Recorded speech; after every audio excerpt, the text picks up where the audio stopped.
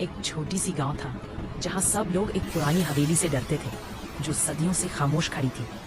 उस हवेली की दीवार पर कले पक्षे जैसे कहीं पुरानी कहानियां छुपी हो। कहा जाता था कि उस हवेली में एक जालिम जिन रहता है जिसका नाम लेते ही इंसान की आवाज हमेशा के लिए चली जाती है। उस गांव के लोगों के दिलों में डर की चाबी थी जो उन्हें उस हवेली के पास जाने से रोकती थी।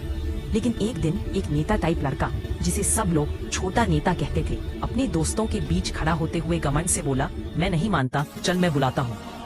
उसने अपने दोस्तों की तरफ देखा जिनकी आंखें हवा में उड़ता साया देखती थी, लेकिन उनका मन था कि वो छोटा नेता के इस जज्बे को समझे। जैसे ही उसने कहा, ओ जिन बाहर आ, एक ठंडी हवा चल पड़ी जैसे पुरानी कहानियां जिंदगी में आई हों। दिए बुझ गए और एक बड़ा सा धुआं उठा जो धीरे धीरे इंसान के रूप में बदलता गया। उस जिन की आंखें चमकती थी जैसे अंधेरे से कुछ अलग निकल रहा हो और इसकी मुस्कुराहट में एक छुपा खौफ था। जिन ने गुस्से से पूछा, मुझे क्यों जगाया इंसानों? छोटा नेता ने डर को भुलाकर कहा, बस मजाक कर रहा था। जिन ने सुना और हंसा। उसकी हंसी में एक अनजाना सा खौफ था। तो अब मैं भी मजाक करूंगा। और एक स्नैप की आवाज हुई जैसे समय रुका हो। उसने छोटा नेता की आवाज चुरा ली। अगले दिन जब गांव के लोगों ने देखा, छोटा नेता का मुंह खुलता था पर उसे कोई आवाज नहीं निकलती थी।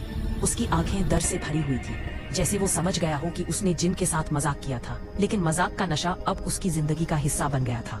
तब से लोग कहते हैं, जिन से मजाक नहीं, इज्जत से बात